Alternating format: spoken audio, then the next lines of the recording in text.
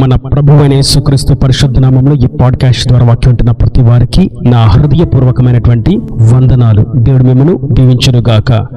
ఎఫెసీయులకు రాసినటువంటి పత్రిక 5వ అధ్యాయము 10వ వచనం. గనుక ప్రభువుకేది ప్రీతికరమైనదో దానిని పరీక్షించుచు వెలుగు సంబంధుల వలె నడుచుకొనుడి. చదివినటువంటి వాక్యంలో మనం గమనిస్తాం, ప్రభువుకు ఏది ప్రీతికరమైనదో దానిని పరీక్షించి వెలుగు సంబంధుల వలె మనం నడుచుకోవాలి అని పరిశుద్ధాత్ముడు నేడు తేటగా సెలవిస్తున్నారు. ఇక్కడ మనం చూస్తున్నాం, మనం వెలుగు సంబంధుల వలె నడుచుకుంటే ఆయనకు ప్రీతికరంగా ఉంటాము అని. ఆయనకు ప్రీతికరంగా ఉండాలి అంటే ఏదో సమర్పించాలి, అర్పించాలి అనే దానికంటే కూడా వెలుగు సంబంధులంగా మనం నడుచుకోవాలి అని ఇక్కడ ఒక ప్రాముఖ్యమైనటువంటి విషయాన్ని గమనిస్తాం. వెలుగు సంబంధులంగా వెలుగుమయమైనటువంటి క్రియలతో, వెలుగుమయమైనటువంటి విశ్వాసంతో, వెలుగుమయమైనటువంటి భక్తి జీవితంతో సత్యంలో మనం జీవించినట్లయితే, ఆ దిశగా మనం పయనిస్తున్నట్లయితే, దేవుని ఆజ్ఞల మార్గంలో మనం సాగిపోతూ ఉన్నట్లయితే అది ఆయనకు ప్రీతికరమైనది. అయితే ఆ ప్రీతికరమైనటువంటి విషయాన్ని మనం పరీక్షిస్తే గానీ తెలియదు అని ఇక్కడ వాక్యం మనకు చెప్పకనే చెప్తూ ఉన్నది. అన్ని మంచివే, అన్ని చేయగలిగినవే, అన్ని మా కనుదృష్టికి యోగ్యముగానే కనిపిస్తున్నాయి అని పొరపాటున అందరూ ఒకటే, అన్ని సహవాసాలు, అందరూ దేవుళ్ళు, అన్ని రకాలైనటువంటి మార్గాలు, మనుషులు, వారి స్వభావాలు, ఇలా అన్ని ఒకటే అని మనం అనుకున్నట్లయితే ఖచ్చితంగా ఆ దిశగా నష్టాన్ని చవి చూడవలసి వస్తుంది. అందుకే పరిశుద్ధాత్ముడు సెలవిస్తున్నారు, మీరు పరీక్షించండి. మీరు పరీక్షిస్తే అప్పుడు మీరు వెలుగు సంబంధులుగా ఉండాలి అనేటువంటి సంగతి మీకు అర్థమవుతుంది. మీరు పరీక్షిస్తే ఇది పాపము, ఆ విధంగా మనము చేయకూడదు అనేటువంటి వెలుగుమయమైనటువంటి ఆత్మీయ స్పృహ కలుగుతుంది. మీరు పరీక్షించి ముందడుగు వేసినట్లయితే ఇది సత్యబోధ కాదు, ఇది దుర్బోధ అని వాక్యమును గూర్చినటువంటి వెలుగు మీకు కలుగుతుంది. వీరు సత్య సేవ చేయట్లేదు, ధనము కొరకు, పేరు కొరకు, ఖ్యాతి కొరకు చేస్తున్నారని మీరు పరీక్షిస్తే వెలుగు సంబంధమైనటువంటి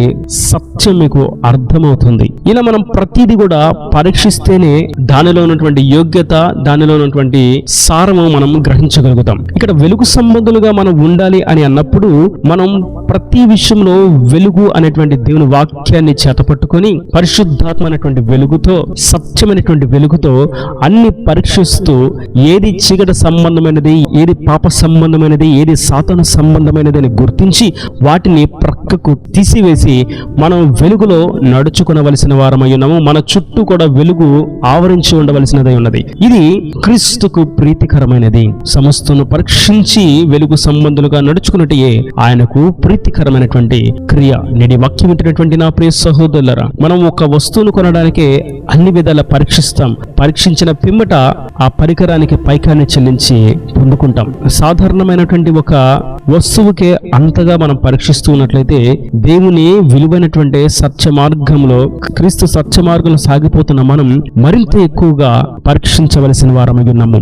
వాక్యములోను, పరిచర్యలలోను, సంగీతాలలోను, కీర్తనలలోను, సహవాసాల్లోను, సమాజములలోను అన్ని కోణాలలో మనం పరీక్షించవలసిన వారమై ఉన్నాము. పరీక్షిస్తేనే మనకు వెలుగు అనేది ఏంటో అర్థమవుతుంది.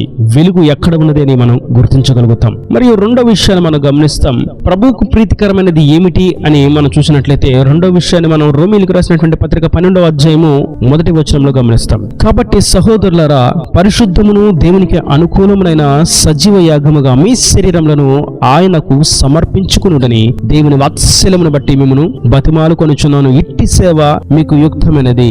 మరొక తర్జుమాలో చూస్తాం, ఇటువంటి భక్తి జీవితం ప్రభువుకు ప్రీతికరమైనది అని. మనము దేవునికి ప్రీతికరమైనది ఏంటో దాన్ని చేయాలి అని అన్నప్పుడు ఇక్కడ మనం మన శరీరాన్ని సజీవ యాగంగా ఆయనకు సమర్పించుకోవాలి. ఈ మాట ఎంతో గంభీరమైనది. సజీవ యాగంగా ఆయనకు సమర్పించుకున్నట అనగా మనము జీవిస్తున్నాము అంటే ఆయన కొరకే అని దాని యొక్క అర్థం. మనము శ్వాస తీసుకుంటున్నాము అంటే అది ఆయన మహిమ కొరకే అని అర్థం. మనం భుజిస్తున్నాము అని అంటే అది ఆయన పని చేయడానికే అని దాని అర్థం. మనము సజీవులమై ఉన్నాము అని అంటే అది ఆయనను ప్రతిబింబింప చేయడానికే అని దాని అర్థం. మనము దేవుని వాక్యాన్ని వింటున్నాము అంటే ఆ ప్రకారం మనం జీవించాలి అని దాని యొక్క అర్థం. మనం దేవుని వాక్యాన్ని ఇతరులకు ప్రకటిస్తున్నాము అంటే అది దేవుని రాజ్య వ్యాప్తి కొరకే అని దాని అర్థం. ఇక దానిలో ఏ లాభము ఆశించుట, లాభాపేక్ష, ధనాపేక్ష, పేరు, ఖ్యాతి, లోక సుఖభోగాలు అనేది దానిలో ఉండదు అని దాని యొక్క అర్థం. కనుక మనము సజీవ యాగంగా ఆయనకు సమర్పించుకోవాలి అని అన్నప్పుడు మన శరీరం క్రీస్తుతో కూడా సిలువలో వేయబడాలి అనే దాని యొక్క అర్థం. మనము సజీవ యాగంగా మన శరీరంలో ఆయనకు సమర్పించుకోవాలి అని అన్నప్పుడు మనము క్రీస్తుతో కూడా సమాధి చేయబడాలి అనే దాని యొక్క అర్థం. అనగా సమాధి చేయబడాలి అని అన్నప్పుడు మనము సమాధిలోకి వెళ్ళాలి అని కాదు, కానీ మన శరీర క్రియలు సమాధి చేయబడాలి. చూపులు, తలంపులు, ఆలోచనలు ఉన్నటువంటి పాపాన్ని సమాధి చేయాలి. ఇప్పటి వరకు పాప క్రియలు చేసినటువంటి ఆ క్రియలన్నిటినీ, ఆ యోచనలన్నిటినీ, ఆ ప్రవర్తన అంతటిని సమాధి చేయాలి అని దాని యొక్క సారము. కనుక నేటి వాక్యం వింటున్నటువంటి నా ప్రియ సహోదరులారా, మనం ఎప్పుడు కూడా ప్రభువుకు ప్రీతికరమైనదే చేయవలసిన వారమై ఉన్నాము. ప్రభువుకు ప్రీతికరంగానే మనం ఉండవలసిన వారమై ఉన్నాము. ఆయనకు అనుకూలమైనది, ఆయనకు ఇష్టమైనది, ఆయనకు నచ్చినది, ఆయనకు ఆనందాన్ని తీసుకుని వచ్చేది మనము చేయాలి, మనం ఆయనకు సమర్పించాలి. అది పరీక్షించి తెలుసుకున్నట్టులో వెలుగుకరమైనటువంటి మార్గంలో సాగిపోవుట, అది ఆయనకు ప్రీతికరమైనటువంటి క్రియ ఇది చేసేది. మరియు మనలను మనం సజీవ యాగంగా ఆయనకు సమర్పించుకునుట, ఇది ఆయనకు ప్రీతికరమైనది, ఇది అర్పించే విషయం. కనుక మనము జీవించే విషయంలోనూ, మనం సమర్పించే విషయంలోనూ ఆయనకు ప్రీతికరమైనదే మనము చేయాలి. మనము ధనం కానుకగా అర్పించుట, స్థలాలను కానుకగా ఇచ్చుట, దాన ధర్మాలు చేయుట, మందిరములను కట్టించుట, ఇంకను పరిచయకు కావలసిన ఈవులను సమకూర్చుట, ఇది ఆయనకు ప్రీతికరమైనదే, ఇంపైన హోమమే. అయినప్పటికీ దానికంటే ముఖ్యంగా మన దేహము ముందు సజీవ యాగముగా ఆయనకు సమర్పించుకోవాలి. ఆయన రక్తంలో కడగబడాలి. ఇక నా జీవితం నీకోసమే, ఈ దేహముతో జీవించేటువంటి దినములు నీకోసమే అని ఆయనకు మనలను మనం సమర్పించుకోవాలి. ఆయన రక్త మాంసాలు మనం పాలిభాగస్తులము కావాలి. ఆయన ఆత్మతో నింపబడి సర్వసత్యములో నడిపించబడాలి. ఇది ఆయనకు ప్రీతికరమైనటువంటి భక్తి జీవితం, సేవా జీవితం. మనల్ని మనం ఆయనకు సజీవంగా సమర్పించుకున్నట. మనం ఇవి చేయకుండా సజీవ యాగంగా మన శరీరంలో సమర్పించుకోకుండా ఇక భౌతికంగా ఎన్ని అర్పించినా ఆ అర్పణల వలన వచ్చేటువంటి బహుమానము శూన్యమైనటువంటి సంగతి ఈ వచనం ద్వారా మనం గ్రహించగలుగుతాం. మరియు మనం పరీక్షించి వెలుగు సంబంధుల వలె మనం ముందుకు సాగకపోతే మనమే ఆయనకు అసలు ప్రీతికరమైన వారముగా మన క్రియలు లేవు అన్నటువంటి సంగతిని ఇక్కడ మనం గుర్తిస్తాం. కాబట్టి ఈ అంత్య దినాలలో ప్రభుకు ప్రీతికరమైనది గుర్తించాలి అన్నప్పుడు ఖచ్చితంగా సమస్తమును పరీక్షించాలి. బోధల్లో విభిన్న బోధలు, సేవలో విభిన్నమైనటువంటి సేవలు, తాత్పర్యాలలో విభిన్నమైనటువంటి తాత్పర్యాలు, ఉపదేశించుటలో వక్రీకరణతో కూడినటువంటి ఉపదేశాలు, బోధించుటలో దుర్బోధలు, ప్రవక్తలలో అబద్ధపు ప్రవక్తలు, సేవకులలో సాతాను సేవకులు, ఇటువంటివి మనం పరీక్షించాలి. ఈ అంత్య దినాల్లో వాటిని పరీక్షించడం క్రైస్తవులుగా మనకు మరీ ప్రాముఖ్యమైనటువంటి అంశముగా ఎంచబడి ఉన్నది. ఒకప్పుడు జరిగినటువంటి గతకాలపు దినాలను మనం జ్ఞాపకం చేసుకున్నట్లయితే దానికంటే ఎక్కువగా ఇప్పుడు మరింత ఎక్కువగా మనం పరీక్షించవలసిన వారమై ఉన్నాము. ఈ పరీక్షించుట చేతనే మనం వెలుగు సంబంధమైనటువంటి క్రియలను గుర్తించగలుగుతాం. సమస్తను పరీక్షించి మేలైన దానిని చేపట్టుడేని ప్రభు యొక్క వాక్యాన్ని మనం గ్రహించగలుగుతాం. ఆ ప్రకారం మనం ముందుకు సాగగలుగుతాం. కాబట్టి నేను ఈ వాక్యం వింటున్నటువంటి నా ప్రియ సహోదరులారా, ప్రభుకు ప్రీతికరమైన దాన్ని మనం చేద్దాం. ఆయనకు నచ్చిన విధంగా, ఆయనకు ఆనందకరమైనటువంటి, ఆయనకు అనుకూలమైనటువంటి క్రియలను చేస్తూ ఆయన నిత్యరాజ్యానికి మనం వారసులుగా మార్చబడదాం. ఎందుకంటే క్రీస్తుకు ప్రీతికరమైనది మనం చేసినప్పుడు ఎప్పుడు కూడా మనకు ప్రీతికరమైనది చేయాలి అని ఇక మనం అనుకోము. క్రీస్తుకు ప్రీతికరమైనదిగా మనం అర్పించాలి, ఆ విధంగా మనం ముందుకు సాగాలి అని అన్నప్పుడు మనకు ప్రీతికరమైనది చేసుకొని కూర్చుకోవడానికి, దాచుకోవడానికి, చేర్చుకోవడానికి, చేసుకోవడానికి మనం ముందడుగు వేయము.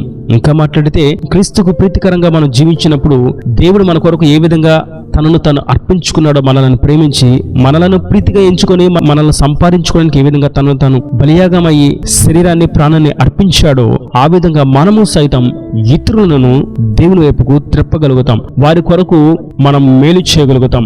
వారిని రక్షణలో నడిపించడానికి మనలను మనం అర్పించుకోగలుగుతాం. మనము నష్టపోయినా దేవుని రాజ్యానికి ఇతరులను తీసుకుని రావాలి అనేటువంటి ఆత్మీయ దృక్పథంతో, దృఢ సంకల్పంతో ముందుకు సాగిపోతాం. కనుక అట్టి విధంగా ప్రభుకు ప్రీతికరమైనటువంటి అనుభవంలో ఒక లోతైనటువంటి ఆధ్యాత్మిక వృద్ధిని కలిగిన వారముగా ముందుకు సాగిపోదాం. దేవుని రాజ్యానికి వారసులుగా మార్చబడదాం. ఈ నదుని మాటలు ప్రతి వారి హృదయంలో నీరుకట్టి ఫలింపుచేయును గాక. ఆమేన్. God bless you. పొలాల మంచి కనులు మూసినట్లయితే మీ కొరకు చిన్న ప్రార్థన. ప్రేమ స్వరూపి కరుణ కటాక్షం గల నా తండ్రి, నా ప్రభువు వాక్యాన్ని ప్రతి వారిని మీరు నిండాలుగా దీవించండి, ఆశీర్వదించండి. నీకు ప్రీతికరమైనది మేము చేయాలని, ఆ ప్రీతికరమైనది చేయాలంటే మేము మొదటగా వెలుగు సంబంధులుగా పరీక్షించి సమస్తమును గ్రహించాలని, మరియు మమ్మల్ని మేము సజీవ యాగంగా మీకు సమర్పించుకోవాలని మీరు సెలవిచ్చారు. అట్టి విధంగా ఈ వాక్యం ప్రతి వారు సమర్పించుకొని పరీక్షించి వెలుగు సంబంధులుగా ముందుకు నడుచుటకు సహాయం అనుగ్రహించి నీ రాకడ రాజ్యాన్ని సిద్ధపరచమని యేసు పరిశుద్ధ నామమున ప్రార్థించి వేడుకుంటున్నాను తండ్రి. ఆమేన్. ఆమేన్.